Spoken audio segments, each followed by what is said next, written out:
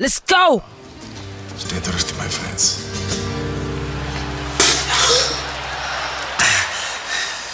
Tastes like goat urine. At age 9, his Bruce Lee fascination ignited a desire within, dedicating his life to the art of judo. This led him to a new dream, battling in the land of giants, the WWE. But at his height, it seemed impossible. One day, Anthony saw a group of pro wrestlers training. They were giants. But when a trainer told him he was the same height as the legendary Brett Hart, everything changed. We're gonna see it! The Cobra! The Cobra strikes! The Cobra strikes! Now, after a championship WWE career, Anthony is in the face of new battles, running his renowned gym, Battle Arts Academy, and training his daughter to carry on the family legacy. Her dream. Ladies and gentlemen, Anthony Carelli. Straight out of the T-Dot. That's what it is. Live from the 6 boroughs. Don't go nowhere. For sure. Welcome to Standing in the 6 with your hosts, Michael and Constantine. Mike, you're an actor. You obviously have to do auditions all the time. I've seen the amount of work that you take to prepare for an audition. Hours and hours and hours to get into the part. However, there's other actors out there that I also know that just walk in and think they can just kill it. I've actually failed at I've actually been asked to speak at different places. And there's been times I've rehearsed something and I kill it. And there's been times I'm thinking I can just go in there and just talk out of my mind and it just has a different effect. And I think really, if you look back at those examples, is the defining factor is work ethic. And that's anything that you do. You will succeed if you have work ethic because you will prepare. You will look at things from a different microscope and be like, this is what I need to get done. And that's the key. It gives you confidence. Absolutely. That's the one thing, you know, to have a false confidence is like, yeah, I can wing it. Right. You know, I'll just, you know, be in the moment. Absolutely. Which are all true things, but to rely on that 100% could be quite foolish. It's good to prepare. Absolutely. Yeah, do your work, be prepared, and when it comes time to be spontaneous, you can do it and then come back to the confidence of what you prepared. There you go, man. Yeah. And speaking of work ethic, I would love to hear this journey right now of how Anthony got to where he got. Yeah. And hopefully that can be an inspiration to people if they're looking at going down that same journey, or if they just need the formula to be the best in what they can be in their industry. Do you mind if I ask him questions on like the origin of certain wrestling moves? Absolutely. Because I grew up with two brothers and we all did the DDT. Yeah. I don't even know if that's an acronym. We just did it on each other.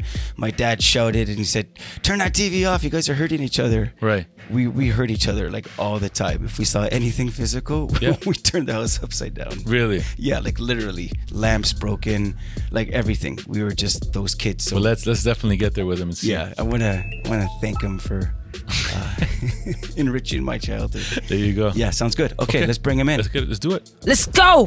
Thank you for coming down. We got Anthony Carelli here in the house. AK. I mean, do people still go by Santino anymore, or is that behind you? No, I mean, I'm known by a lot more people as Santino, so I'm still conditioned to respond to Santino if I hear it. Okay. But, you know, I try and promote Anthony. Yeah. That's really me, right? No, for sure. And they're both, I mean, I would say they're both Italian origin, right? I mean, you're Italian. Yeah, that's the funny part. So, my name, Antonio Carelli. Yeah. And then when people would say, "Oh, he's a wrestler in the WWE, what's his name?" And they go, "Santino Morella." They go, "What's the difference? Why'd they change his name?" Right. It's like equally Italian, but yeah, my name's pretty Italian sounding. No, that's awesome, man. That's awesome. I mean, we were introduced to you through Joel. I mean, Joel. Yeah. Classic, the Ben Affleck of jiu-jitsu.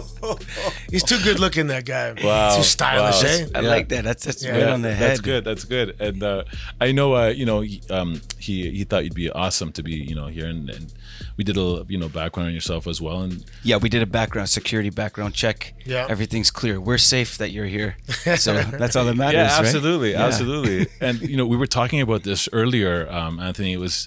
It's the hustle and the grind to get into anything that you're doing. I mean, in your path. Yep. To read about it. I mean, I actually 2 weekends ago we saw a film called Wrestling with Your Family. Have you seen? Not Fighting with My Family. Yeah, with Paige. Yeah, did you watch that? I haven't watched it, no. Oh, I man. know her family. It's in the story. Yeah? What an amazing story. I mean, obviously, I know it's for film, and maybe they're kicking it up a bit more with the theatrics, but No, it's a pretty interesting story. Like Yeah. she comes from a family of, and the history of pro wrestling is kind of carnival Right. oriented, and they have that carny feel, and they're old school. They're promoters and they're in the business. Her mom still wrestles, still works. Wow. And you got to see when her mom enters a room, it's incredible. She just gets the the presence. atmosphere, the presence she has. And of course Paige was. I'm hoping still that she can come back one day and wrestle again because she's too young. It'd be a huge waste of talent. But matters of the neck. I had to retire because of a couple neck surgeries, so I know it's no joke. Oh wow! So hopefully we'll see what happens. She's young. Technology's still developing too, right? Absolutely. I mean, prior to you coming, we were talking about what I think lacks in a lot of people these days in general is work ethic. Well, okay, I was thinking about it on the way here, and this is a big misconception. Okay, pack of dogs, yes. Right? Let's say there's 7. 1 lead dog, 6 following. The ones that are following, they can have an excellent drive and work ethic, but they're not the lead dog. You got to set the pace beyond what the rest of the group is doing, and a lot of people don't realize that. They think if I follow instructions well, I'll be able to achieve. The instructions are the minimum. You got to set the pace above and beyond the instructions you're given. And the education system we have right now is a perfect example. I think I needed 24 credits or full credits in university to graduate. You know how much information there is out there? And I only needed 24 credits. There's so much more information. If you took the lead on that and you spent time in the library, you could learn 10 times more than you're required to in university. But no one's pushing you. No one's going to document that or give you certification because of that. Especially in today, and that's when you hear guys like Bill Gates and they dropped out of college. They realize that to keep up with these other dogs, I'm slowing myself down. I'm capable of much more. And they go and become the lead dog. So I have a 23-year-old daughter. We were talking earlier, and that's all I want to instill upon her is be the lead dog. Get up before everybody else. So we get the information in snippets. Be the hardest working guy in the room. Right. Self-discipline, master yourself, and you're the master of your domain, all that stuff. And it's all true. And that self-discipline muscle that you have in your brain has to be exercised vigorously in order for it to be strong. And, we become good at what we practice often.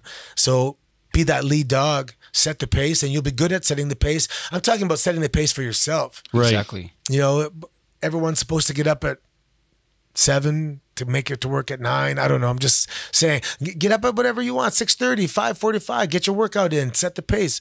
Don't just follow. Absolutely. The opposite end, from a leadership perspective, not everyone has a lot of experience leading. There's born leaders, and there's others that they kind of grow into it. They learn the skill.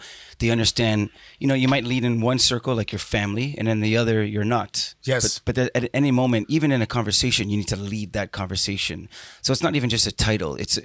Always look at it like a responsibility, and you never know when it's going to come your way. You might be the guy following, and it's all nice and cushy. Right. And all of a sudden, you have to drive for this part of the journey. Yeah. So from the leader seat, the truth of it, from what I've learned, is when the team sets the pace, you try to you kind of create like a culture, an environment, but it's actually the best group to lead is a group that actually can go beyond what you can do yourself. Yeah, absolutely. You Right? can tap into the strength of others too. Exactly. That's awesome. Versus And if you look at a flock of geese, they rotate the lead goose from time to time. Right. Yeah. Well, I'll follow. You rest up. You set the pace. I'll follow. But that's for a team setting, for a group, and a lot of the stuff you can get through sports, and that's why it's always good to have one team sport and one individual sport growing Right. up, because you have to work well as a team and Yep. also push yourself and only yourself. There's a quote I saw yesterday. It said, "If you want to go fast, go alone. If you want to go far, go together." Ooh, It's good, huh? That is good. that is good. Yeah. Absolutely, because you can carry a lot more together. Yeah. Yeah, it's really good, huh? That's awesome. How did you? What's your origin story? How did you kick off to get to? The start into what Everything, the whole story. Well, Like, how did you come? How did you come into the world? How did you come? Yeah, how were you born? Yeah, March 14th, 1974. Actually, my birthday's on Thursday. Yeah, Is it? Oh, very nice. Man, I'll tell you, I am the consummate luckiest human being you can have. and I break it down from born in 1974 is every year, every generation gets the quality of life, the standard of living and the expectations from life always get a little better every generation. And now the current kids that we have today, it's actually the first time in history it's a little bit less. Right. And you can base that on a lot of stuff. One is the internet, Right. cell phones we were talking about earlier and stuff. So we were the last generation. When I graduated high school, I had never heard of the internet. And a couple guys had car phones. So we were the last generation of pure freedom in our childhoods. And now we get to benefit from the good stuff of, social media and technology, but we know how to function. I saw last week someone gave me someone dropped off the Yellow Pages. And I'm like, What? Yellow Pages? Wow. But anyway, yeah, so I grew up in Mississauga. They're still printing Yellow Pages. I didn't even know. It was a mini one. Man. But even geographically, living in Canada, how lucky am I? So the time I'm born, the place I'm born, I'm already ahead of almost everybody on the planet. Canada, I mean, I can go on for hours about Canada. Just the cultural mosaic. Yes. And then when you break it down, I mean, we're peaceful, we're safe, we have resources, all that kind of stuff. I was a geography major. Yeah. And then my family, my dad's an immigrant from Italy, and my mom is Métis, and was French Canadian Native Indian. So and she's from Penetanguishene, Ontario. My dad's from downtown Toronto, and I grew up in the suburbs. So I had this place where we drive to the city every weekend, see our family. We drive to the country every other weekend, see my mom's family. So I grew up with this amazing exposure and understanding to the city, the country, the suburbs. We have this American influence that we can see. Yeah, Big Brother. We can watch Big Brother, Brother, but let him do his thing. Yeah. Do good things and bad things. We can learn from it. We can learn from it. And just starting from there, I've just been lucky from day one. The wrestling thing started kung fu movies. Watching wrestling myself, my brother's 3 years older, so he kind of brought me up to speed pretty quick, and that was really it. Like it was a fantasy. What? How are you gonna wrestle? These men are giants, Right. Yes. I'd look in the mirror, go, I'm not a giant, so I guess that's not for me. And then years later, and because of Bruce Lee, I started judo at age 9. That's why I know Joel from judo. Oh, nice. And I was a judo athlete my whole life, and that really had a massive influence on everything, on your confidence, on how you're treated in school from the age of 9 forward.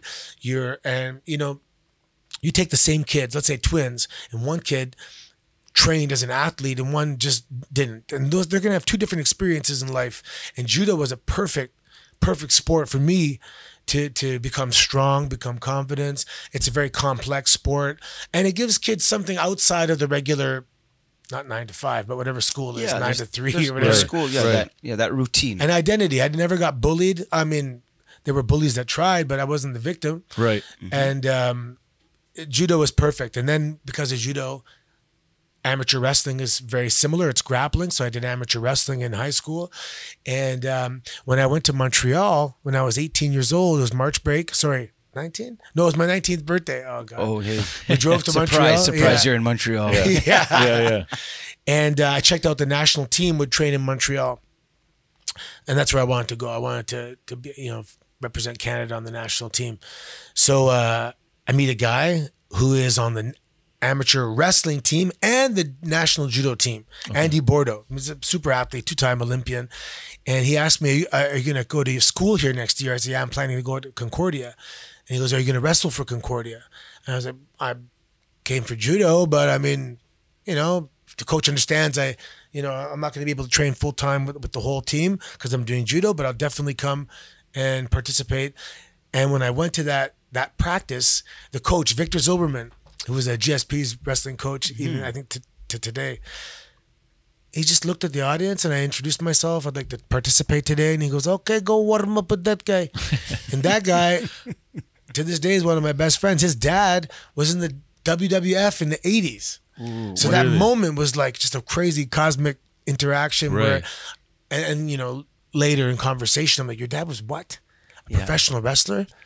And he has like a little school in Markham. And I'm like, holy crap. I just felt this feeling that was beyond the regular day-to-day life, that something just happened in terms of I met something I was supposed to meet. Really? Just hearing it, hearing the F word, WWF. Yeah, okay? well, it's been a long time since I've heard that one. I know, it has been. Well, the fact that he had a school and he was involved and he trained people. Right. And I'm like, well. So something felt like you gravitated toward? Like, how do you describe it? Yeah, it was weird. It was, man, it's rare that you have those moments where the sound changes. You know, I'll give you an example. Let's say you're wearing earphones and you're at the gym training, and then you take it out and you tune into the regular sound around you. Right. The sound kind of changed where I was like, whoa. And just I think This is my calling. I was off the track and I was put on the track, you know. Now we have a place to go.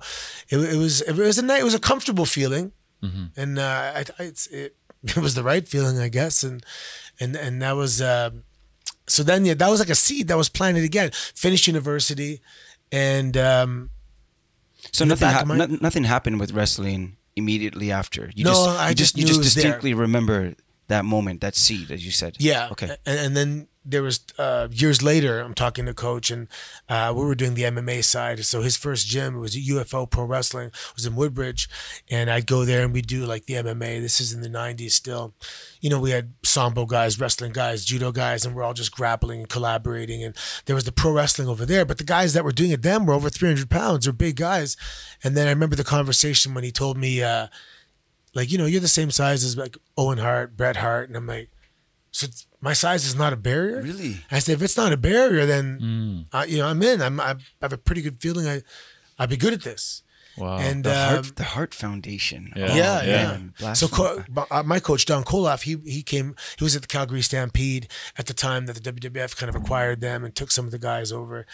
And yeah, we started, there was a little delay with my training because they had to get a new school and someone sold a building and yada, yada. But yeah, I started training 2002 and I was behind schedule. I was 28 years old, which is for some guys, they have 10 years experience at that time. Yeah, that's incredible. And yeah, first match 29. I knew there wasn't much going on here, so I took off. The only connection we had was in Japan. And I was under the impression that if I go there and just do well enough there that they're going to hear about me here and draft me or recruit me or let's get this guy back here. That was just the game plan that we had because you have to come up with a game plan, and I didn't have enough experience to know otherwise. And that's pretty fascinating. That so the seeds planted because you catch wind of a pro wrestler that lives in the midst, because it always there's seems a link. Like it always seems like it's so far. Everything, especially in those days, if it was on TV, it's in another world. Like it's like you don't expect it to be on your home turf. So that's amazing that it's planted then, and then it's amazing. Maybe that was the feeling, that breakthrough of the fantasy world. Just had a piece of it came through. Yeah, it's within arm's reach. It's there. It's tangible. You just know it's like it's within your geography. Yeah, your geography major. And then second, I think what's amazing is now just hearing that Bret Hart was your size. Now all of a sudden, all that changes is that you believe it's possible. Yeah. Right. You know, if you think, I say that just because it's really interesting how things unfold when you go back. It's almost like sometimes you step into things having no idea, but it kind of chooses you. I remember hearing about Arnold Schwarzenegger, that he decided to train for Mr. Olympia because he saw himself win. So again, I said, you know, this is what happened. He saw himself when he learned of the competition and he was exposed to it. He doesn't know how to explain it. He had a vision in his mind, a premonition, a clear picture of himself winning the competition. So because he saw himself winning, he decided that he's going to train. Yeah. So the training was literally, the training was just, this is what I have to do and put in order to see that outcome that I know that's going to happen. Right. Interesting. Huh? Right. Very he interesting. wasn't trying to. He was fulfilling something that he felt was deposited there. Yeah, I didn't. I have a wrestler that in 1998. I said, I'm going to do this. I'm going to wrestle. I will make WWE. And one day I will be Intercontinental Champion.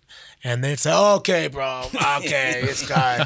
And I said, this guy's drinking at 11 a.m. I felt it. I said, in 1998. To this day, he goes, you called it, bro. You called it. And there wasn't a doubt in my mind. I remember I was living in Kentucky in 2005. And I was dating this girl.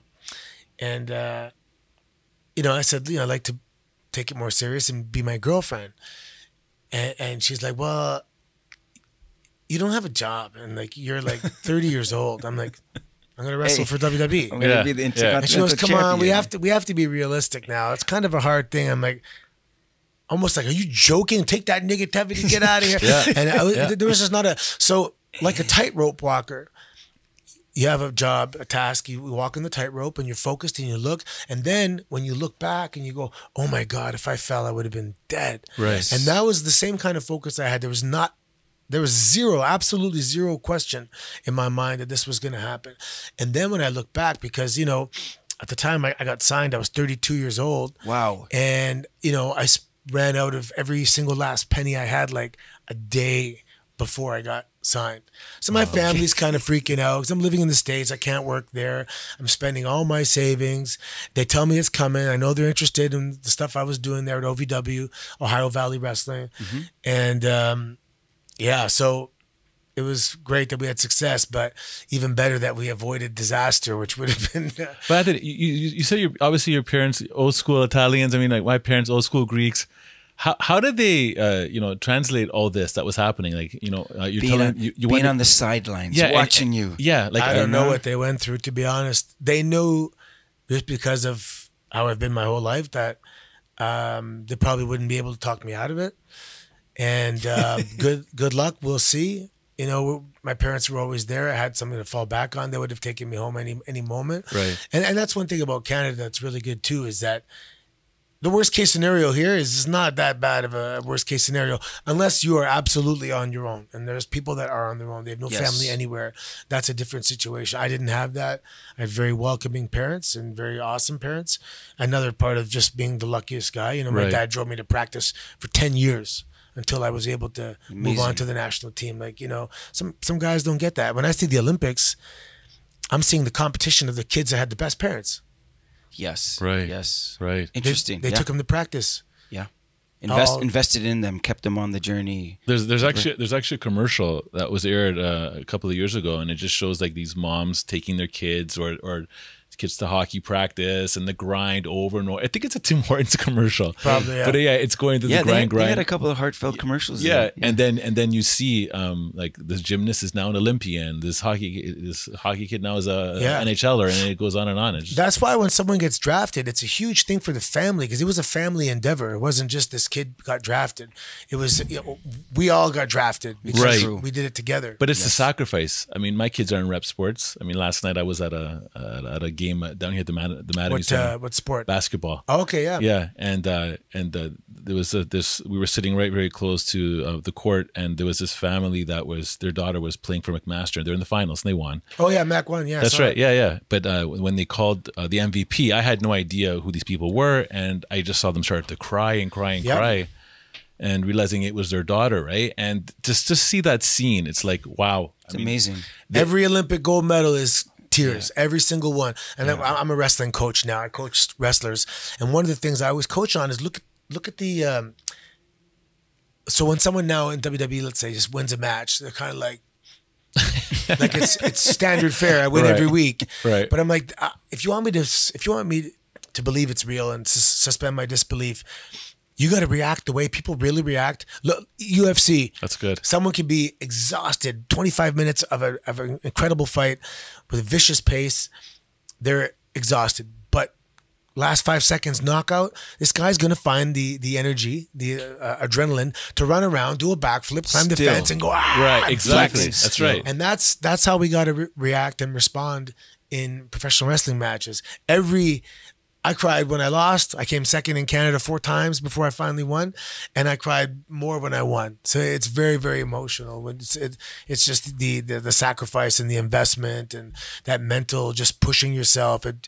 It's a huge release. Yeah, it's not just that moment. It's that's what we were saying earlier. That whole journey. Those that love, you can love difficult things, hard work. Right? We were talking about work ethic and just how it's become almost it's a commodity because you don't see it much. Yeah, you don't see it much, and I guess it's probably the product of what I love about what you were saying earlier.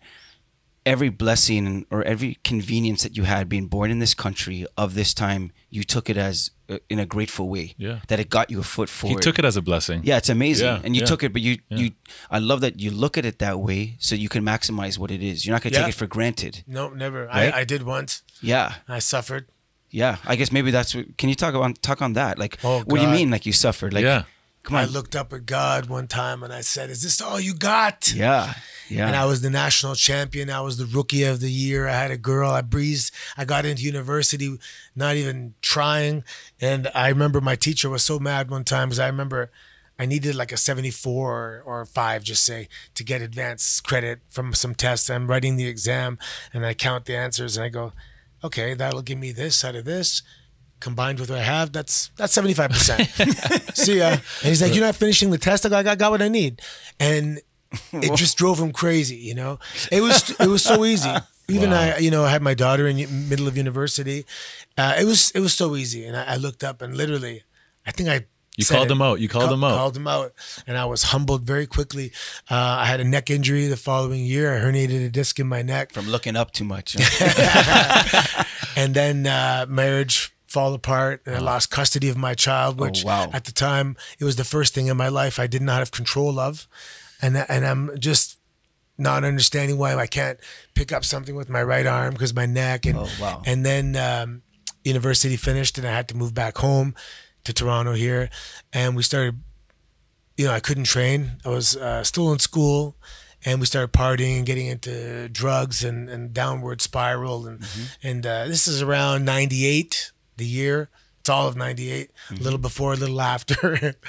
But the first time in my life, the only time in my life where I didn't consider myself a winner or an achiever, and you're hanging around with losers and you're, just partying and They call it the sideways years, right? Yeah. It's funny because they're a long time ago and it's that if I wrote out my life on a time chart type of thing, those years are going to be shaded in, pretty bad. And then I had to, so I tell people I fell down the mountain and I hit every single branch and rock on the way down and I didn't appreciate the view the first time. And then we started crawling and we had to crawl. I lost my car and I was 26. I had to ride my brother's bike. Hold on. And were you living in Woodbridge at the time? Mississauga. No car. No car, riding the bike. That's rough. And luckily, my mom co-signed and I had a $3,000 Cavalier to make the comeback. And we got a $10 an hour job and then an $11 an hour job. Then I got this is after university, $13 an hour office job and then a second part-time job. And we clawed our way back, we clawed our way back. And then when we got to the top, I appreciated it. But it took that first time of not appreciating it to go through that. For sure. I wish, and for my daughter and stuff, I would like her to avoid that situation and, just trust me, appreciate it when you get there. Yes. You don't want to have to learn the hard way. Yeah. No, for sure. I did. So. Yeah, they say the best way to walk through a minefield is follow someone. And the the reality is even though you've gone through this journey, the reality is that some people listening or even your own family might just decide they want to find out themselves. You know what I mean? Which is like, the bad thing to do, right? You have the guidance of someone to tell you, the wisdom of someone, and that's the whole thing. I don't know what happened. I don't know if I was trying to just cover up the pain of I realized the Olympics weren't happening because I had to come back home and my neck. I missed the qualifying year. Of not having my daughter, and also growing up as an athlete, sometimes you're very sheltered. I didn't go out on the weekends sometimes. I worked on the weekends too. But we grew up in a nightclub culture and there was just drinking and drugs around everywhere. Everyone was partying. Right. And so it was the living room for people for a long time. Yeah. Yeah. Yeah, the club. Yeah, the living room. Yeah, it was a living room, like literally. Yeah. And during that period of time in Toronto, the nightclub scene was absolute world class, and 7 days a week there was a place to go that was just rocking. Yeah, and there was mounted police on the streets just to keep order. Yes, oh God. Yeah. And I don't know, I'm a young guy. There's beautiful girls out there in the clubs, and I just got swept away for a little bit. And I always want to be good at what I'm doing. Like I said, I became good at partying, which was not good. But so what was the change? How in those years, what changed for you for the ascent again? For you to start climbing, dust yourself off? Was it a moment? There was one pretty interesting moment. I was with my ex-girlfriend where those guys just come around and take pictures in the clubs. Yes. Yeah. And he took a picture of us, and then he it was a Polaroid. Yes. And he gave it to us. and we looked like just zombies, and we were white, and we were sitting there, and we were high, I'm sure, and like ecstasy and all that kind of stuff. And I was just so ashamed. I ripped up the picture, and that was a critical moment. There was another critical moment with my daughter when it was one Father's Day. It was, you know, I was pretty bad, hungover type thing, and wasn't able to pay attention to something, and that was about it. She was just about to get old enough to start realizing that something might be wrong with Daddy here, because Daddy just fell asleep looking at me talking and just closed my eyes, and that wasn't very good. And then, you know, I had a buddy that I said one time, I said, what the hell happened, man? I used to be a champion. And he said, no, you'll always be a champion. They can never take that for you are a champion inside, and blah, blah, blah. And that conversation resonated. And I'm like, yeah, man, I am a champion. It's just, you know, a champion is as a champion does. I just got to change my behavior and get back. And it can come back, you know, and That's amazing. That really is. I love the setting. That conversation with that buddy. Where was that? Where were you? my What apartment, time of day? My apartment Yeah. is probably Monday afternoon, 1 o'clock. We were probably still up from the weekend, sitting there, and my apartment became the party place. And you know, and Mondays, because we sometimes went from Friday to Saturday to Sunday, and to Monday afternoon. You know, Oh my God. So how old were you when all this happened? When this this would have been 24. So this is well before you stepped into the Yes, absolutely. This is after university. Right. This is after already accomplishing some things in life, representing Canada in international competitions. And But the amazing thing is that what you went through carved out a path of just making your path more clear as you walked into it. yeah, well, I had that homing beacon. I knew what hard work and discipline was because I was an athlete growing up. I was a very dedicated provincial and national athlete.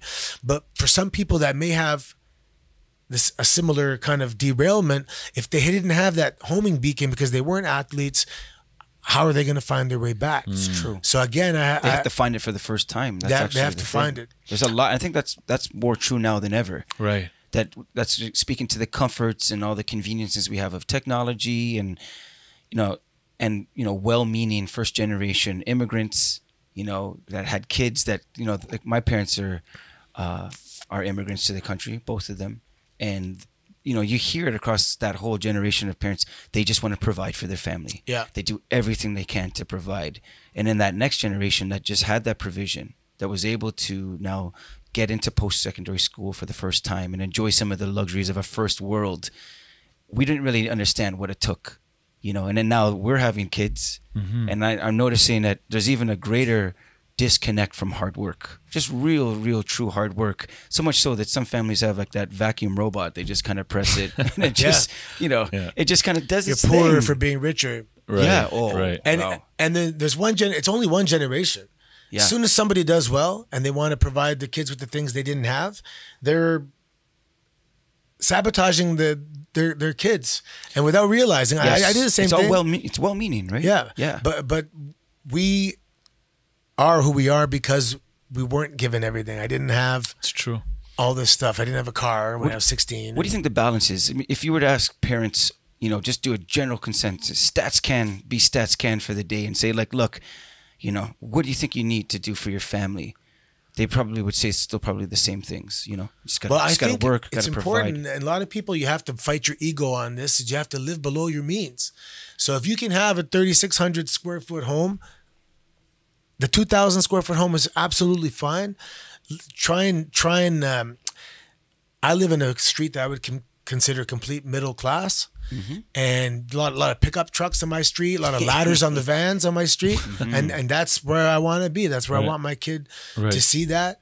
My daughter, I tried to overcompensate for not being there with some of more lavish things and trips and money's no object and that kind of stuff. And it didn't really serve the purpose that I wanted. So I think being proud of middle class is really good because it's the best. It's 3 little bears, 2 rich, 2 poor, just right, you know? That's good. That's really good. 3 little bears. I Yeah, never thought of it that that's way. awesome. That's good. What would you say to parents, like if they Sports. balance? Sports. Okay. You got to, sports or arts. So now we don't need to know anything because We got this. That's and right. I mean, we're working on the interface in terms of the the rate of information to our actual brains. Right. But it's right here, so we don't have to memorize.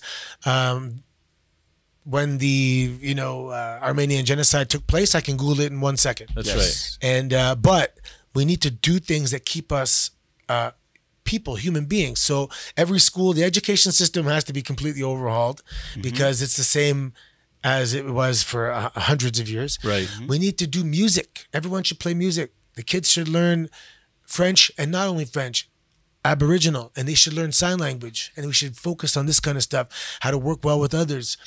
The phys ed curriculum should be very, very substantial and significant in the overall curriculum. These kids got to be fit, and they got to push themselves. And there's kids that are going to be, I'm talking like the basics. Like, I can't do this push up.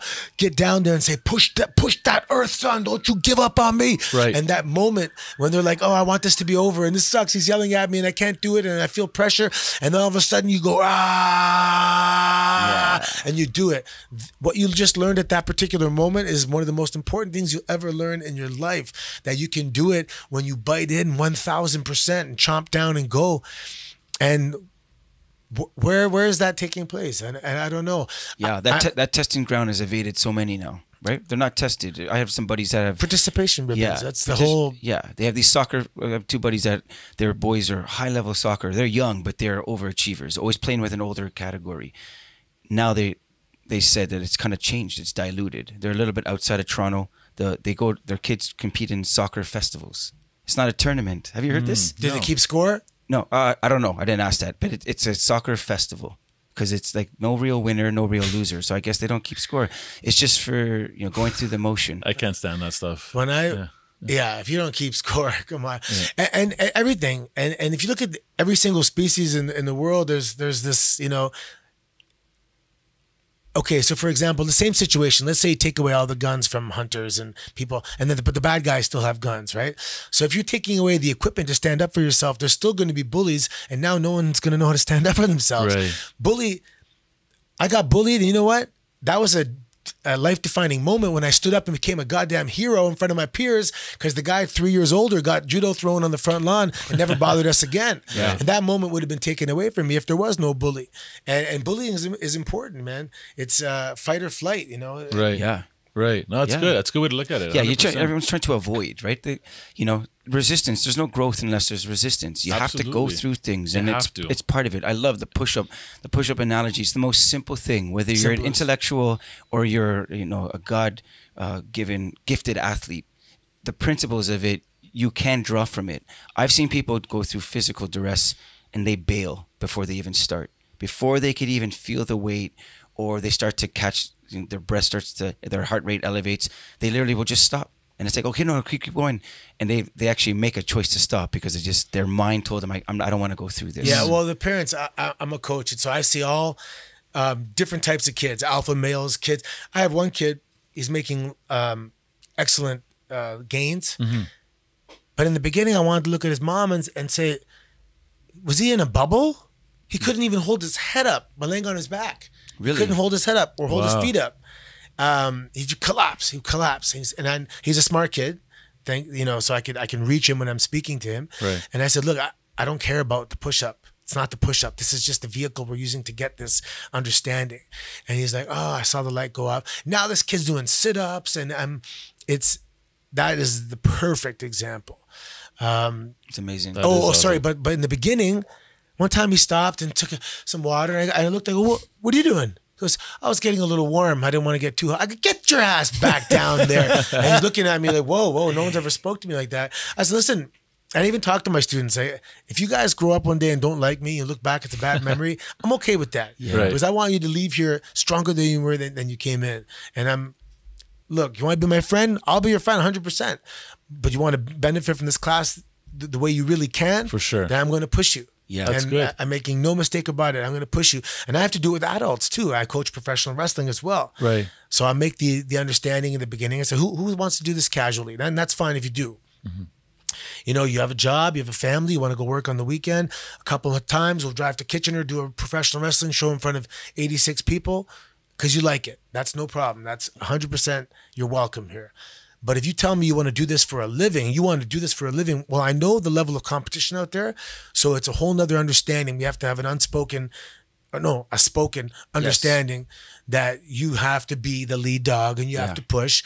And in case you didn't know, you got to train MMA 3 days a week, professional wrestling 4 days a week, bodybuilding 5 days a week, count your food, and as well as have your job and pay your bills and do this. Right. So it's a massive undertaking.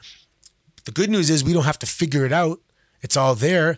You just have to add self-discipline. Right. And high levels of self-discipline. Yeah, I think the only thing that changes is the expectation. It requires more effort, right? For sure. You talk about that all the time. Absolutely. That drives Constantine crazy when someone says while they're on the couch, yeah, I'm going to make the NBA.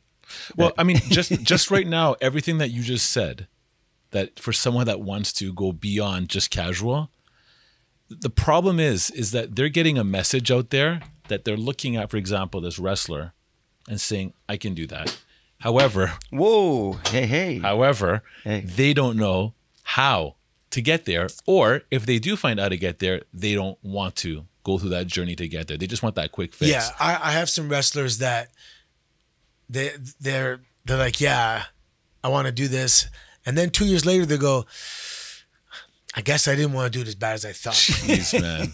And that's the worst part, because they are now, it's not the wrestling industry that they hate, or they're just themselves saying, damn, because I really believed I wanted it until I saw what it required. Right. And I go, I'm disappointed in myself because I don't want it. I'm not willing to do that. Right. What do you say to the person who got so close, who had that conviction, that belief, they had the audience, they had the family backing, it evaded them. They fell short. They fell flat on their face. What does that person have to do? I have 2 students right now that are right there. They got the look and the ability, and they just can't figure out one part of their life.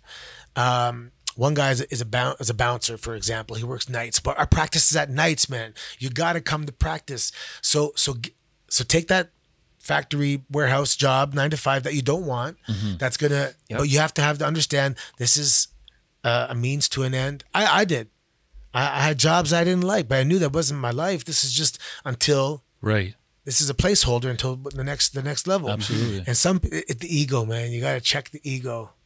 Yeah, that's a killer, man. I tell that to people all the time, is that you need to have a teachable spirit. You have to be humble, because that'll kill you right off the bat if you come with a different level, especially when you're doing it for them and you're coaching them, right? I mean, you have a story. You know what I mean? And to walk in your footsteps. I moved away from my daughter, and that was the hard. I almost snapped. Like, I couldn't handle it. I'd have to talk to people, and long conversations, and it was like I was gone for 3 years. My daughter, I come home for a few weeks. She came to Japan with me for a month when she was 9. Just we got her out of school and stuff, and then in Louisville, I was kind of, under the radar a little bit. I drove down. I was training. I didn't break any rules. I didn't work there, but I couldn't go home because I was just afraid of the border crossings and saying, hey, you can't. I had an apartment, and I was living off of savings, and so I wasn't doing anything wrong. But you probably shouldn't have a residence in this country, You can't just come here and open up shop, start renting out.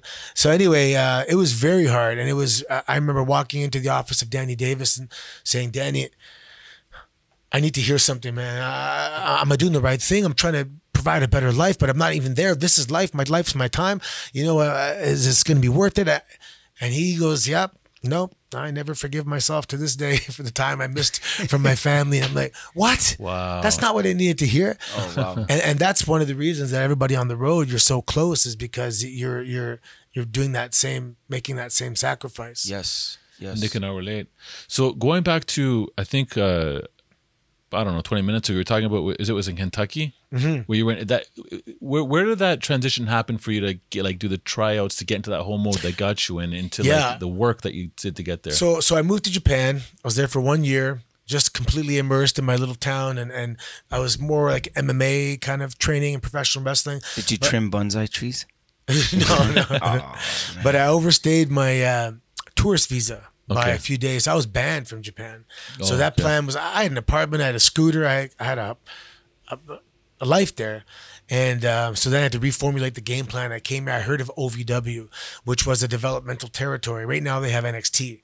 So back in the day, what they used to do is they go to a territory and they subsidize the program and send guys that were developmental contract guys, so that they're, you know, like one day they'll be good enough and they want them to keep developing. Right. And they get paid. So this school that had a beginner's class, intermediate class, and an advanced class, the advanced class was also developmental contracted talent with WWE. So and I knew that they would have time from time to time to perform in front of producers or agents and you know, be observed. Mm-hmm. So I said, okay, I have to get myself in that class, and I have the exposure to WWE office people. Mm-hmm. And that's what I did. I worked from beginner's class, intermediate class. And so after Japan, I'm 31 years old, showing up at OVW in the beginner's class. There's kids there. And, you know, I busted my ass. I trained weights every single day, wrestled every single day, and got myself to the intermediate class and then the advanced class. And I had those matches. I remember the first time it was Arn Anderson came down, and he was, you know, there were he was going to watch several matches of the developmental talent, and I was like the 8th match. So I'm getting ready. He goes, okay, that's it for today. I'm like, oh. But you know, he came back a couple months later, and I had that match. And then Ricky Steamboat came down, and I had that match. And Dean Malenko came down, and I had that match. And I was getting good report cards. Nice. And the word was getting back to WWE. There's a guy there who's very believable and very realistic, and so I was on the radar and just had to hold on until the contract happened. Wow. And then so that was August 06. I got signed, and I debuted on Monday Night Raw in April 07. Amazing. Nice. What's one of your favorite memories of being in the WWE world? Oh my God. I enjoyed the European tours a lot because I love Europe. Yeah. I love going there, and to me, we just treated them as paid vacations, because when you're in North America, you have a riding partner. So let's say we're all 3 wrestlers and we enjoy each other's company and we have similar interests. Right. You know, like for example, if we want to train every day and you love strip clubs, it's going to be awkward in the car, and, right. you know, but you find riding partners, but it's up to you. You get your own rental cars, you get your own hotels. And these days with the apps, it's nothing, right? Right. But on the European tours, they have buses because we're, you know, make it easier for everybody. And usually it's like, let's say 2 weeks straight. It's a good guy bus, bad guy bus. So you can party and drink because you're not driving. Right. So you come on the buses, there's cases of beer, some cases of wine, and you got a 4-hour drive to the next town. And those are some of my best memories. You're playing music, we're standing in the back, and it's just awesome times. And so everyone has a good sense of humor. Away from the ring, it's funny. Huh? That's right. Is there something in that world that people wouldn't know? What a view from the inside? Give us an idea from inside. What's something you have to become very good at living out of a suitcase?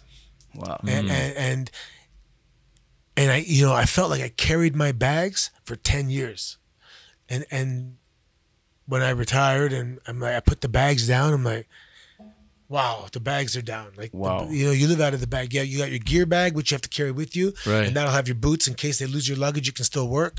And then the other bag is your clothes. And, you know, and then so many things. You have to become good at managing dry, wet clothes. Because if I want to go do cardio every day and I'm on the road and I'm Googling LA Fitness and I got to sweat, and now I got to get in the car, shower there, and go to the venue, do the show, drive to the next town. Well, I got this wet shirt. Right. So you have to become very good at managing sweaty clothes. You get to the hotel, you got to have your boots folded out so they dry, you know, as fast as possible. If you have something really wet, maybe place it on a lampshade and use the light bulb to get a little heat going. and sometimes I'll get like 2 double beds, sleep in one, but the other one's my stuff laid out, right? So it dries. Yeah. And see, this is the other side of a glamorous professional career. It's actually one of the biggest things is wet clothes management. Wow, crazy. So if we're ever in a pickle, we're gonna call you. Yeah, right. Well, and then when dry fit stuff came out, it got a little easier. Right. Before we had cotton t-shirts, right? That doesn't dry very fast. Yeah, no. The dry fit stuff actually helps. You can actually wash it in the sink. One of the things that even this movie that I saw, Fighting with Your Family, was highlighting, and it's a funny scene, is when the parents of the wrestler were asked, "Is this real?" I mean, it's not really real. And then Paige's parents were like looking at them like, "Are you being serious? What did you just say? Is this real?" The reality is this: even though a lot of the moves are staged, there's a lot of real things that are happening that are bringing injuries happening all the time. Yeah, I mean, stunts, you can get hurt.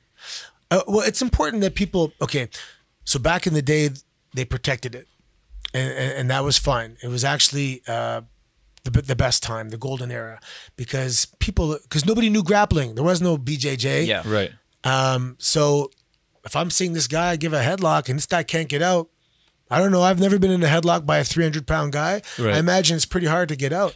So that ignorance was like a buffer zone. Right. You could get away with a lot more.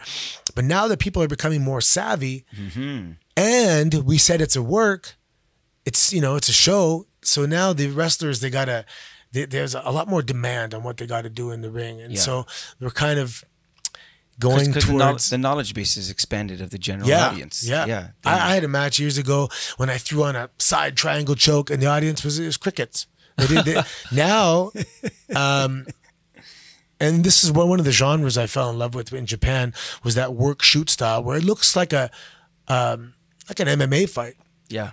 And it's a particular genre of pro wrestling that I love, and I think it's going to go there anyway because the audience knows. Now I do a flying triangle choke, and the audience goes, "Oh!" Yeah. Before they would just watch; they didn't know. So definitely, the audience is a lot more educated. Wow. Let me ask you a question. So your son now, let's say he grows up, and 4 months old. Congrats! Yeah, congrats! yeah, Absolutely, yeah. And he says, "Dad, what's his name?" Marco the Beast. Yeah, I wanted to go into WWE. Yeah. Given the fact that you went through that journey. Yeah, 100%. My daughter's training right now. Really? Yeah. Oh, She'll be a big star in a couple of years. She's wow. She has all the attributes needed. She's 5'8", former Miss Teen Ontario. Amazing. Good at school, excellent actor. Now she's catching up with the deficiencies she had with regards to grappling, and she's training judo and boxing, and she's working out. She's getting jacked. So that's really the final piece of the puzzle for her. And that's awesome. She'll move on. But it's funny because at the time, when I first started, let's say there's a locker room of 30 guys. There was only a couple girls, like one girls match. So that environment I wouldn't have put her in. Right. But now, on the road at any given time, there's 8 girls. There's a girls tag team match, a girls singles match, and there's a lot of girls, a lot more, and it's very equal. So this environment, I would condone. Did she ask you? Did she ring you up, or did you guys have some nice past time? We never really talked about it too much. How did she make the decision? Well, she finished school. Yeah. She went to Western, and then she's like, "Now what?" I said, "Yeah, that's a good question." And I said, "Well, I'll tell you what," because she wanted to be an actress and a model and that kind of stuff. She did some during high school and university. I said, "Well, what I just did is pretty damn fun, and you have it in, and I think you'll be good at it. So let's go out there, build your personal brand, and then just know that it's not going to be forever. So let's say you're going to have a 6-year run. We need an exit strategy as well as an entrance strategy. And this is the WWE. It's a high speed merry-go-round that doesn't stop. So good luck timing. Getting on. Yeah. Right. Yeah. And good luck getting off because it doesn't stop. So it's you have to understand too, when you're gone, the show does not skip a beat. Yes, life goes on. And for anybody. Yeah. John Cena's gone, the show must go on, and it goes on. So it's kind of like, not insulting, but it's a realization like, damn, I'm gone. They didn't. It's humbling. You make the most of it, right? Right. You make the most. And I was grateful from also, I was 32 years old. I'm 5'10". So age was, the clock was ticking. I was considered myself undersized. As one of the smaller guys in the locker room. So, and the average stay, let's say, is like 3 years. So once I'm past 3, I was there for 10 years with the company. I was playing with casino money in the way I saw it. I'm ahead. I'm already defied the odds. Right. And so there's guys that are like, I want to be the champion. And I'm like, I'm literally happy to be here. Yeah. it's like getting a movie and being pissed off because your character dies in the end. Yeah. Right. You're like, yeah, I'm not. Right. I don't even win the movie. Right. Yeah, Right. Yeah. It's a movie, man. Yeah, but you got scenes with Pacino. Yeah. Yeah. For sure. That's awesome. That sounds man. like a documentary. Scenes with Pacino. Sorry, anyways. So with you right now into the mix of everything, and you obviously retired because of injuries. Yeah. I mean, that's obviously a very, very real thing. You're getting impact. I mean, I just get injuries alone from working out wrong, let alone you're Slipping getting, on the ice. Yeah, exactly. Or shoveling with bad technique. Yeah, that's true too. That's You true see the too. shovels they got now at the, Yeah. at the arch? Those are good, actually. Yeah. With the training that you do right now, how easy can people like for example, do you advertise your schooling for the is it more private consulting that you do? Or? No. I have a big class. We have probably 40 athletes, and the curriculum is the best curriculum around. Is it your school or It's my school, yeah. So I knew the clock was ticking with my neck. So, the peaks and valleys were getting. The valleys were getting shorter and shorter in terms of flare-ups. It was getting bad. So I was in Japan one time with WWE, and I met up with Yuki Ishikawa, the guy that used to own the original Battle Arts where I trained in 04. Yeah. and he's wicked, like grappling encyclopedia master, catch wrestling. And his school just closed down. And he was like driving a truck and he was a little unhappy. And I'm like, I said, he goes, I'm there. And I said, excellent. Amazing. And so with that, really knowing he was going to be there, I was confident enough to look for a space and That's awesome. get a lawyer and make this real and open up a business. What's the school called? It's called Battle Arts Academy. Yeah. Okay. So the original gym was Battle Arts, but it was like one word, Battle Arts. So we got Battle Arts Academy, and Where are you guys located? Mississauga, Okay. across the street from my old high school, Philip Pocock. Nice. And we're in the corner of Eglinton and Tompkin. But it's I remember listening to, it was BJ Penn one time, and he was talking about, I have to go to one place for my striking, one place for my grappling. I got to drive an hour for my conditioning. And everything I learned over the years, bits and pieces of OVW and Santa Monica and training facilities in Montreal or whatever, I made my dream facility. So we have a whole strength and conditioning. We got turf and we got Olympic platforms. On one side, it's called the Ontario Performance Center. I train hockey teams, soccer teams. Amazing. Nice. And then the Battle Arts side is the MMA side, the pro wrestling side. And then in the middle of the gym, it's the Don Koloff Arena. So the gym actually transforms, curtains slide out, we roll up, we make it an arena. We've had over 500 people there. Wow. But we can comfortably hold 300 people is a beautiful show.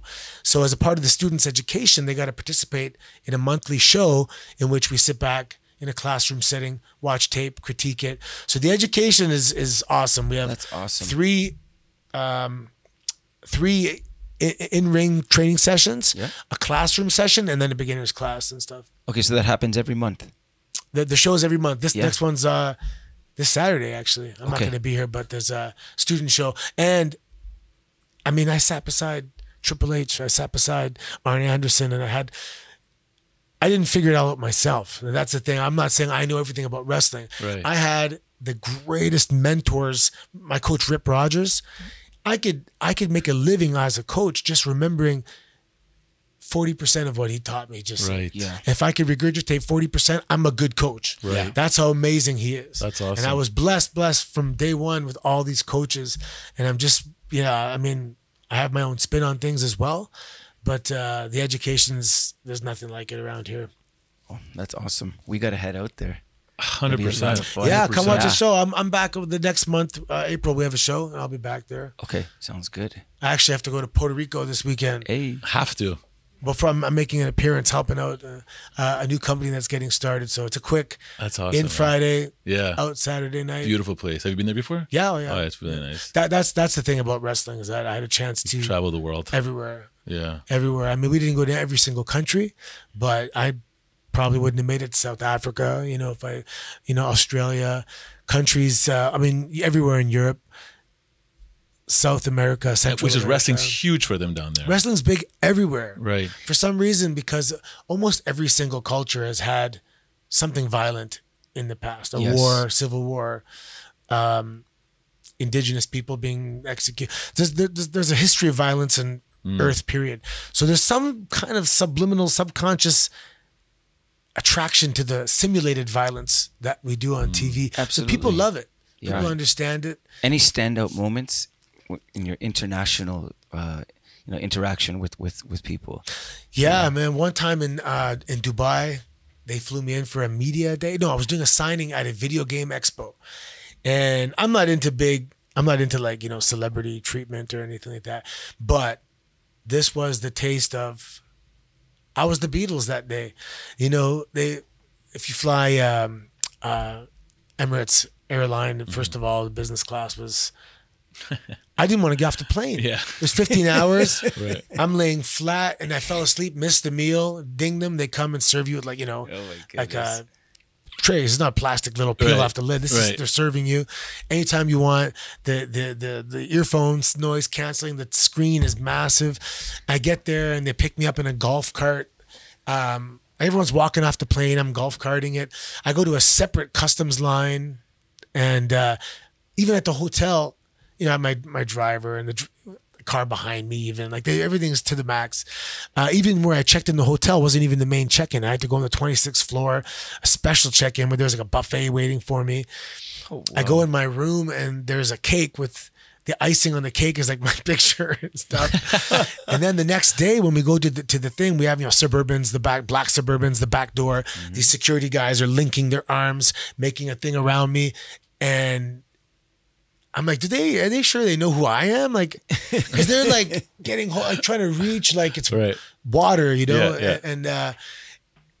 and they're telling people calm down or he's going to have to go. And so instead of having a table, like a, 6x2 table, whatever. Plastic table from Costco. Yeah. Kind of prop. This is like a chair, like in your living room, just a chair, like a big chair with a circle of stanchions around me with security holding it back, screaming, fighting to get through. And it was pretty, that stands out. That was pretty insane. Wow. That's awesome, man. Wow. The Beatles. Screaming. I'm like, did they think I'm someone else? Yeah, it's all good. Look, let me ask you another question before we wrap. Now, you said you were born in 74, which means Yeah. you're turning 45 this Thursday. Yep. You look very physically fit, obviously. You're working out is a very big part of your regimen and eating proper and all that. How important do you see that carrying on into your years as you hit into the 50s and stuff? Like, man, it's everything. It's everything. So there's a lot of things. I'm an advocate. My wife is a former provincial bikini champion. She's very fit. She's OCD, and I'm not OCD, but it has a good effect on me. of course. What people don't realize is if you eat, like, let's say 90% good, and then you have a little snack, something bad, Right. 10% of the day, Right. it's very, very different. So, okay, for example, they think I'm trying 90%. If I try 100%, it's only going to be 10% more. But what happens when you're 100% clean, the body changes completely. There's all different chemical changes. So if you implement a cheat day Right. and really stick to it, you can hold on. Like, cause you have to eat, you'll be surprised what you can't eat. Right. If you want to, like, you can't have a muffin. Oh, I mean, sugars are everything, right? That, in a Yeah. sense, Yeah. It's boring. Yeah. You It have is to very boring. It's I agree. hard to have a social life in the Yeah. summertime. And I'm doing the keto thing now, Right. and I had to adjust my workouts because of injuries. So light weights, high reps, really high reps, and that's fine. I'm able to do that, but you have to be consistent. Fasted cardio, and I already worked out today and stuff. Nice. And you have to eat really clean, and it's not that hard. It's just boring a little bit. Like Right. today, I'm gonna have 5 eggs, and that's gonna hold me for a while. And Yeah. later, we're gonna have some tilapia and some asparagus. Right. And everyone knows what a good meal is. People ask me, they go, what should I eat? I go, okay, what should I eat? I go, describe to me a plate. And it's usually broccoli, a chicken breast, and some brown rice, Right. and maybe an avocado piece. Everyone, They know. They know. They Yeah. just don't do it. But if you say, okay, I got 3 more days till Sunday. Sunday, I'm having Taco Bell. I'm having ice cream. I'm going to binge on Sunday. And it really does. It works. And also, you should do that with your kids too. 100%. I mean, I asked that because obviously you come from a fitness background. Obviously now you're telling me your wife has that exact same thing. For us, we do that with our kids. I mean, packing their schools for lunches and stuff. I make sure that the sugars are almost eliminated completely, because those are the things also that can take you out, from a focus perspective. Yeah, right? 100%. So, You've obviously How, had. You've how old are obviously, you? How old are you now? I'm 41, turning 42. So do you remember the reason we needed that 10:30 recess was because everyone was sleeping? That's right. Because everyone had Captain Crunch and Fruit Loops. That's right. And, for breakfast. And my absolutely. mother, she didn't know. She just saw the commercials, and that's what the kids wanted. Like, Right. they didn't do anything bad, but we had the worst breakfast 100%. foods. Pop-Tarts? Pop-Tarts. I was just about to Yeah, say, most yeah. kids ate Pop-Tarts on the way to school. and it's funny because a lot of my my friends' kids, my kids' friends, they basically do the same exact same thing. I don't give them any goodies and snacks, but I see them into their bags. There's wrappers in there. I'm like, I didn't buy you that. Where'd you get that from? For us, we make them a nice, healthy Vitamix spinach protein shake in the morning. Good. Yeah, nice. Because to me, I want them to get an edge, brain power wise, right? Yeah. And how they do that. So, I mean, again, I asked that earlier because that's a huge piece, not only just for yourself, but also for being around for your family from years and years and years to come. I see 9-year-old guys in my gym just doing laps. I'm thinking, wow, man, these guys are just the stamina they're going at, and my parents need to tap into that. Yeah, and that goes back to what we were saying earlier. Like my grandmother, 94, and she got cancer at 94, but she would have cruised through 100 because they had a tough upbringing. Right. And now we have to simulate toughness by doing CrossFit or whatever, Right, yeah. because we I don't have know. anything in our day-to-day life. Thrusters. Yeah. Yeah. I garden and Yeah. I get outdoors. I try and take control of, but we're simulating. Nice. We're not. I don't have the pressure of having to produce enough food to last me through the winter, Right, exactly. or chop enough wood to last the winter. That's Exactly. Well that's a said. different level. Yeah. Yeah, but Amazing. but sports, we have to.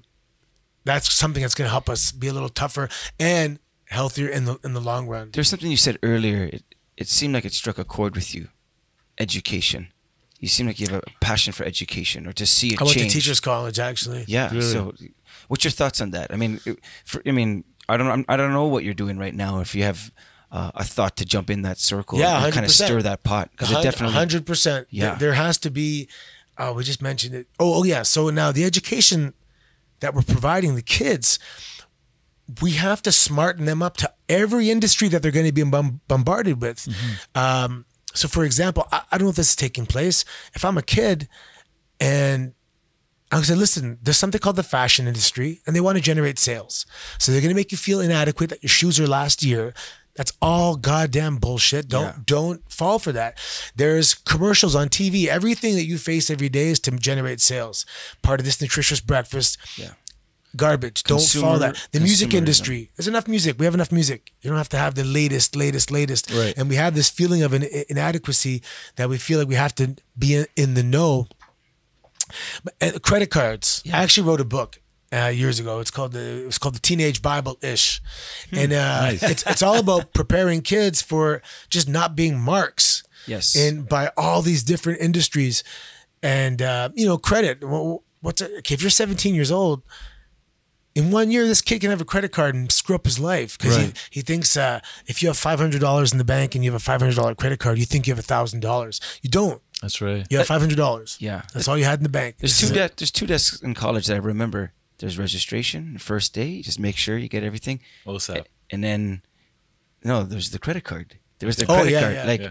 First thing in the college, there's every credit card company's there trying to get you. Everyone. Yeah, 18, trying to round you And up. they spin it off as if, you need to have the credit card so you can build your credit, which, I mean, there's some truth to that. But the reality is that they kind of get you on these little statements, and then you end up, like you said, messing up quite a bit of your life. So groom to consume. You were saying your book. So you had this book for teenagers. Yeah, just to be woke is the term now, but you got to be you got to know what you're getting into. I mean, even the education post-secondary, why is it 4 years? Maybe stretch it out, maybe keep a part-time job, maybe don't. When I finished university, I was $33,000 in debt. Yeah. And here I am trying to fight for Canada, and I got a girl pregnant. I tried to do the noble thing, and we got married and moved in, and I'm trying to get an education. And how am I starting so far behind the starting line when I thought I did everything right? So, and kids are like, hurry up and pick something you want to do when you grow up, and no one's even giving them all the options. Right. Yeah, I like what you said. Expose them to the different industries. What are the agendas of those industries? What do they want from you? Do they really love you, or do they just want you to? I mean, almost. You don't want people to be don't trust anybody and be skeptical about everything, but you're a lot safer being skeptical. Skeptical. Yeah, about everything. Yeah, no, I get it. Pay attention. You were saying it earlier. There's something about when you pay attention, then you can walk wise. You can actually choose your course and not just follow people. And even in the beginning. So right from a small kid, we're saying, what do you want to be when you grow up? So we're always thinking of. We're programmed to consider the future always, instead of also living in the moment. Right. And there's nothing wrong with saying to kids, "Hey, you're in grade 6 today. This is it. This is your life today." Of course, it's good to think about the future, but we can't just discard the current. You know. That's right. So I was always talking about one day, and then my buddy, he looks and he goes, "Well, it looked like one day showed up." Yeah. So that was my next tattoo is going to be one day showed up, just to remind me to live in the moment and maximize every day. My brother passed away in September, so I'm sorry to hear. It was pretty devastating. But tomorrow's not guaranteed. So right, and then there's the whole no one's happy and depression and all this stuff, whether it's social media or LTE signals going through the air. Who knows? Right. But we really got to teach kids, for example, to train your thoughts. I'm going to go to the gym and take 100 shots on the net if I'm a hockey player, but why am I going to sit there and think good thoughts for half an hour? And we don't teach that part for some reason, that you can become good at thinking good stuff. Mental training. Yeah, that's huge, man. And instead of, again, regurgitating information, we need to train our minds to endure and to think positive. And the education system is, but I'm not the one to rewrite it and say this is what they know, because now all of a sudden you're liable for everything, the future, because children are the big future. Responsibility. It's a huge responsibility, but something has to be done, though. I think awesome, good luck whoever's going to do it. I'm sure there's going to be a lot of critics along the way shooting it down, but they're not going to be the ones to stand up and do it themselves, so it's not really fair. I think the starting point is for the conversation to open up, for people from their own perspective, with their own sphere of influence, to say, like, look, this is what school might have been or could have been. I don't know if does anything like that exist? No. I mean, it's scary. I don't know. And then, for example, I look at him, I don't know why, but we took religion out of a lot of schools, and for a lot of religion is what it is, but for a lot of people, that's sometimes their only exposure to a moral compass, right? And because but the price is. I'm going to get into politics in the future, and a lot of it is like, the price of houses is so much that both parents got to work. So I'm dropping my kid off from 8 months old at daycare. That person's not going to care about whether or not this child is going to be a mark for all these industries, or whether they're having sugar or nothing, right? That's right. And I mean, they're a placeholder. They're not a parent. They're not a parent, and that's part of the problem as well. We're not fully raising our own children anymore. I was given great advice, my wife and I, when we had our first daughter. I mean, when we were getting married, someone said to me, they said, listen, think when you make your decisions. You're going to both have dual incomes. You're going to get used to dual incomes. You're going to have probably 2 cars. You're going to go on vacations so many times each month. You're going to get a certain size house. And then this is what this gentleman said to me. He goes, and then you're going to have a child. And he said, and your wife's going to have that dilemma. Do I stay home and raise my child, or do I go to work to keep up our lifestyle? Okay, so his advice to us, this is before we got married. He said, find a way to live off one income. Right from when you get married. Just live off one income. So we did that right from when we were married. Coupled with that, my mother-in-law, she has worked in daycare. She runs a daycare, and she's had, I guess, dozens and dozens and dozens of kids up until the age of 6 or 7. They called her mom. Okay, and she had to tell them, look, I'm not your mom. But they were dropped off to her at 6:30 a.m. from when the time they were about a year, up until 6, 7, 8, until they had older siblings that they could kind of watch them, or, and they would call her mom, and she's a daycare worker. And she saw, as much as she tried to pour her best, and she knew she's part of a broken system, that we have such a taxing expectation on consumerism and cost of living that people have had their family be kind of second fiddle if you pick because up your they have kid more at square 5, foot. If you pick up your kid at 5 p.m. and they go down to bed at 8:30, that's 3.5 hours that you got with your child. The daycare worker got 8, 9. Right. There's some serious issues, and that's why I say sometimes live below your means. Right. You know what? 2-bedroom condo. I get it. You want to have that house and everything, but if that's what it takes to live off of one income and have someone at home, I think that's more important. Yeah, and I guess look, people, they choose their priorities. They might want to have a huge house and they have their reasons, whatever. You know, for me, I've always judged it. I've been grateful that I was given that great advice that I want to spend time with my family. You know, I don't want to have a huge house for them to have shelter, and I want to spend time with them. I want to see them and know, like, you know, I'm not the best at it, but I'm pretty good at if I see my daughter and she just doesn't glow and beam the way she normally does, I just know something's wrong. And I take pride that I try to stop and not just be living like a blur because I'm just trying to make my expenses in order to, you know, service and carry my debt. And there's all these like well-meaning parents that do this, but they blindly raise their parents, and they're somewhere down the road, decades later, they don't know their kids. Their kids can't lean on them. That Cats in the Cradle song, man. That one, when I heard the word stat the first time, I had to throw the radio. It was just, you know, we'll have a good time then. Right. And then, so let's say you do a great job and your kids they have the right nutrition and you teach them not to be materialistic and they get it. But then they go to school and they're in an environment where most of the other kids are not going to be taught the same way. Oh, they're swimming. And they're going to start questioning, you know, all this other stuff. And you have to say, listen, I know you're going to be bombarded with this, but we got to think above it. These kids, they don't know better. That's good, man. And you can't, if you try and convince everybody, all the other kids, they're going to look at you like you're crazy. So we just got to know better and lead by example. Yeah. I mean, there's so many things. There was a video about, it was a hip hop video and gang violence. And they're trying to stop these gangs. I said, okay, so someone built a factory that produces gangs, and now we're trying to stop the gangs from being produced. Right. We have to go and take out the factory. Why is it in marginalized community that the ideal image, if I think of someone, is like hoodie and baggy? Right. And what happened to tuck the shirt in, clean haircut, and someone who's articulate? Like, well, why isn't that the image? And maybe we should be spending money, maybe marketing dollars, to make that the image and change the product that the factory is creating in terms of the gangster. Because you're a product of your thinking. That's exactly it. Everything. I mean, from music is so powerful. The music industry. Yeah. It's people listening to music all day, every day. There's radio everywhere you go. The cars, there's stations, there's music playing all the time, and they have. The power is insane, but they're not accountable. They're putting out absolute garbage. Yeah. Not everybody, but you know what I'm talking about. Right, There's garbage out there. Oh Fools. my goodness. Fools. Yeah. Like the emperor's new clothes. They're like fools.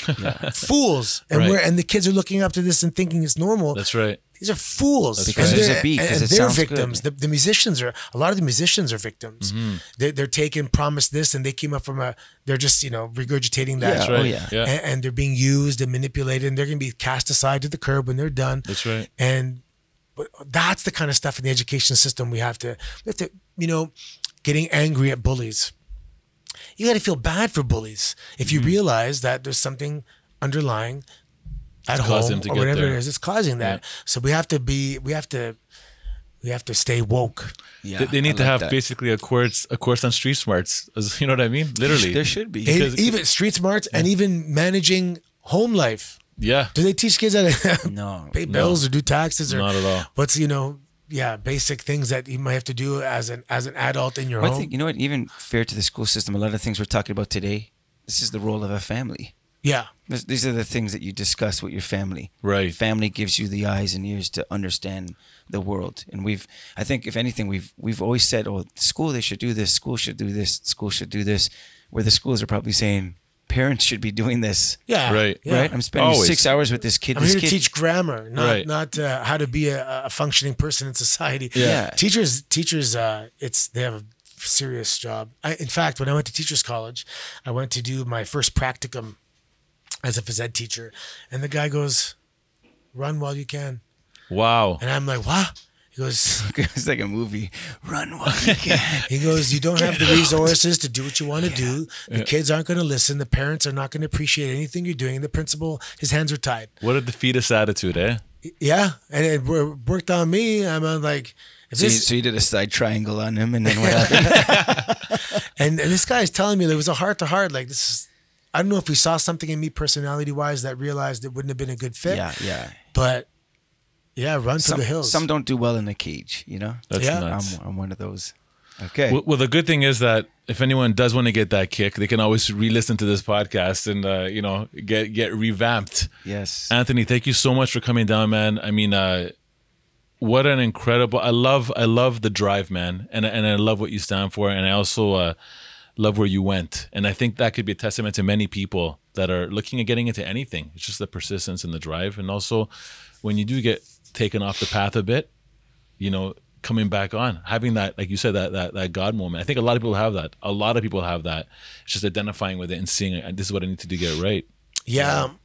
When I was training to be a wrestler, my mentality, because I was away from home and I was away from my daughter, and I'm like, if I'm not good, if I don't burn out at one point, then I don't know that I'm doing everything I can do. And I remember I got sick. I was training 3 times a day, every single day. And one time, my immune system's shutting down. I said, okay, I'll dial it back a little, but I know I did everything I could. And I think that's an applicable mentality where you got to push yourself. Don't worry about what you're missing out on. Just focus. Don't put other people on pedestals. Right. Put yourself on the pedestal. It's all about you. That's good. And write your own story and think of yourself as you're starring in your own movie.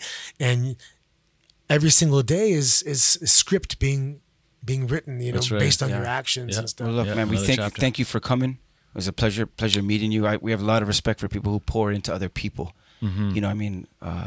That return on investment, when you put it in people, 100%. you just never know where it's going to go and how it can change that family, that the dynamic with that kid.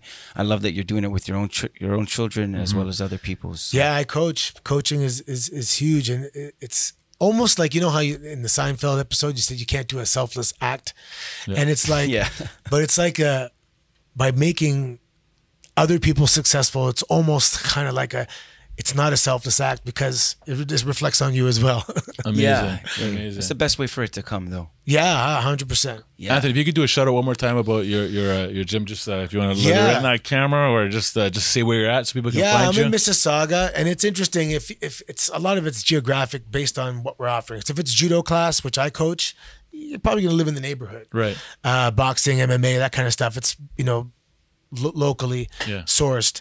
But when we specialize in professional wrestling, we have guys coming from driving an hour easily because there's less people that offer that. For sure. But we're in Mississauga, man. BattleArtsAcademy.ca. Beautiful. And everyone gets a free week. I believe that if you walk in and you see what's going on, you're going to say, holy shit, this is for me. I love it. Or not, really, For sure. Yep. For sure. Nice. Awesome. Again, thank you so much, man. It's nice to find like-minded individuals in the city. Absolutely, man. That's and awesome. it was important for me because I have a global kind of following because of the reach of WWE. Yeah. Not because I'm Johnny Global. But I really want to build up my local. I want people, because a lot of people don't know I'm from here. Yeah. And I'll see people at Home Depot and they're like, what are you doing here? And I'm born in Mississauga, Yeah. So it's nice for me. I really want to increase my local presence. Amazing, man. Awesome. Again, thank you so much. Well, thank you. All right, Yeah, man. sounds Take good, care, man. Home Depot. Amazing. Oh, yeah. Shout out. Make sure to drop by next week. Let's go. And don't forget to subscribe. Let's go! It's time to give a shout out to our sponsors.